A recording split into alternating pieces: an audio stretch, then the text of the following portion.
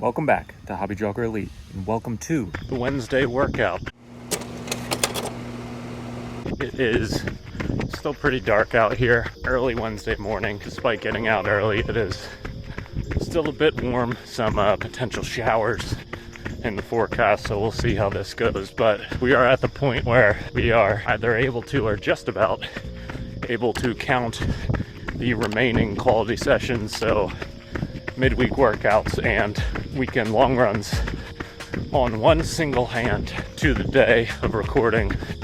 25, it's either 25 or 24 days from Chicago. Today's workout, a very traditional, one might say repetitive workout. If you follow the Daniels running formula for marathon training, this is one I think I did 4 to 6 times during last year's training block. I think I've managed to only do it once so far in this year's block. That is the good old 4x2 miles at threshold. Aiming for that if you're feeling really good.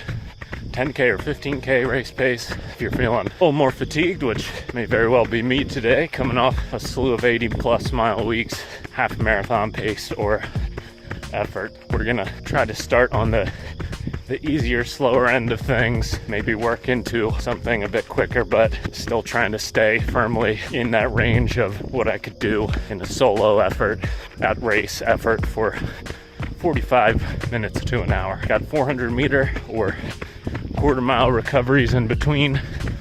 Looking to warm up 2 miles, cool down 2 miles, so total of 13 miles, just short of 21K on the day, with 8 miles of quality.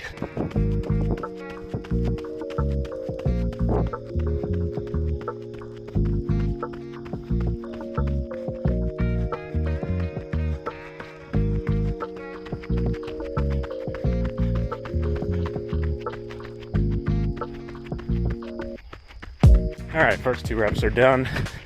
Did the first one at 6:05 a mile, so 12:10.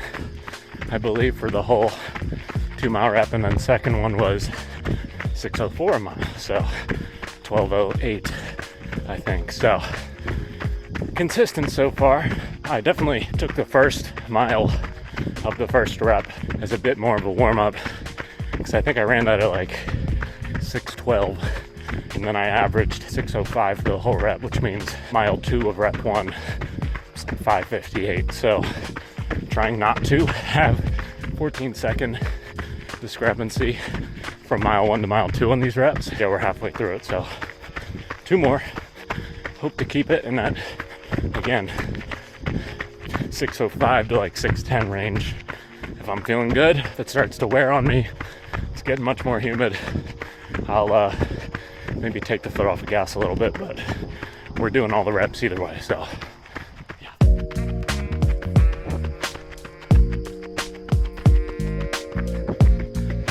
final rep all finished up. I think the last one was 6:08 a mile, maybe 6:07. I think it was right at like 12:15 for the 2 mile. So went, to my recollection, 6:05, 6:04, 6:06, 6:08.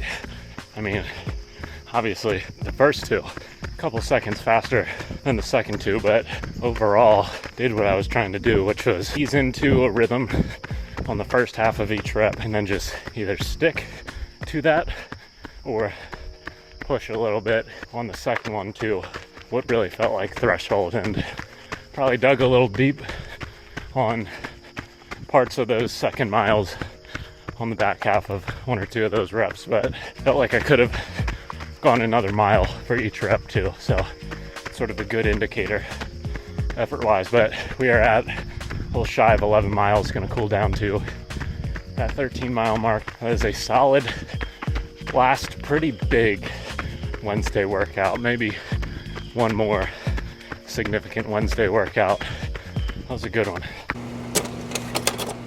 Driving in the dark here on a Sunday morning, and today we have our final 20 plus mile long run until the race itself. So the time of recording on this Sunday morning, we are exactly 3 weeks from race day. So 21 days out is my kind of intended longest, hardest run, long run workout, however you want to refer to it. This is sort of like the biggest general session in my whole entire plan when it comes to just distance, really. In terms of quality work, I don't know if it's even the most, but this is sort of like what I'm working up to, really. And I feel like it's a pretty decent fitness test for a variety of distances. I've done this session while training for half marathons before. I did it last year as sort of my peak workout for the marathon in November of 2023.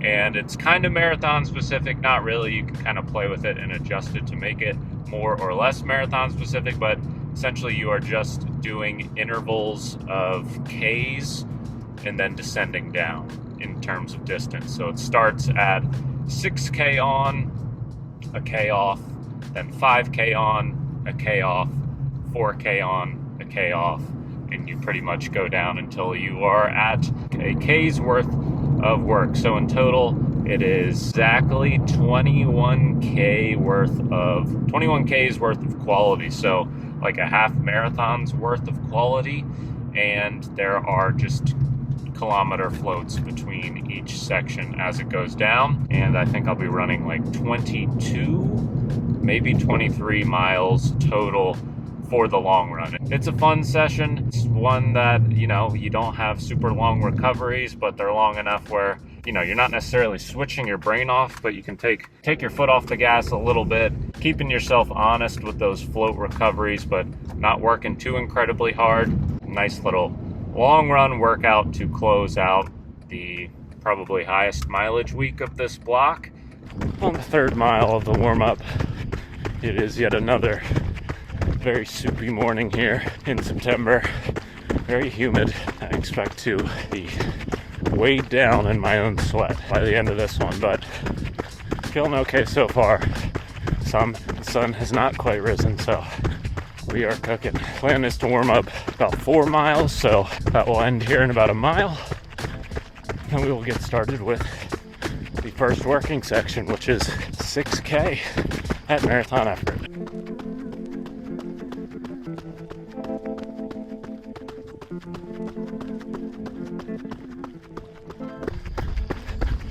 A little bit left in this first marathon effort rep for 6K.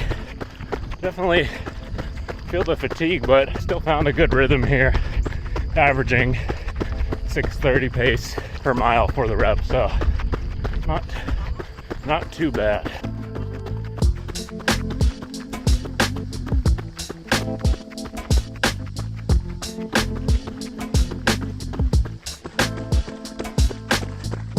All right, first rep is done. Was 6:29 per mile for that section. I'll put the kilometer conversions on the screen here. So we have a kilometer float here. I've done this workout in the past. It's a little bit harder to keep the float steady. Hopefully the working reps don't suffer too much, or else I'll just move these floats to easy jog recoveries. So far so good. One gel down, about a third of this down, and we are 8 miles into the workout.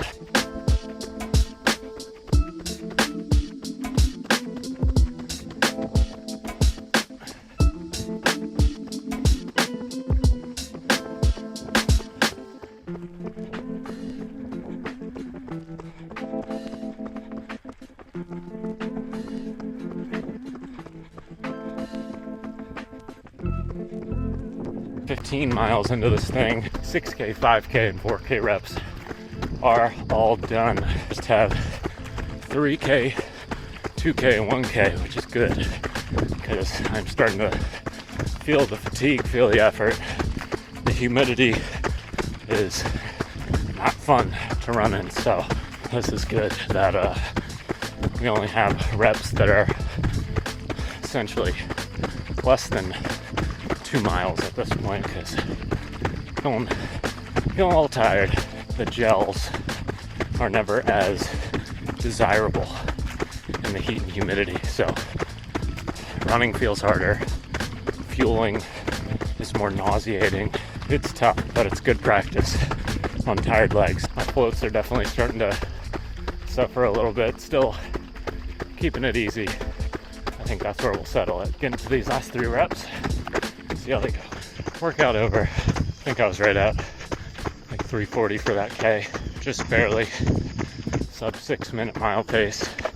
I am happy how I finished that.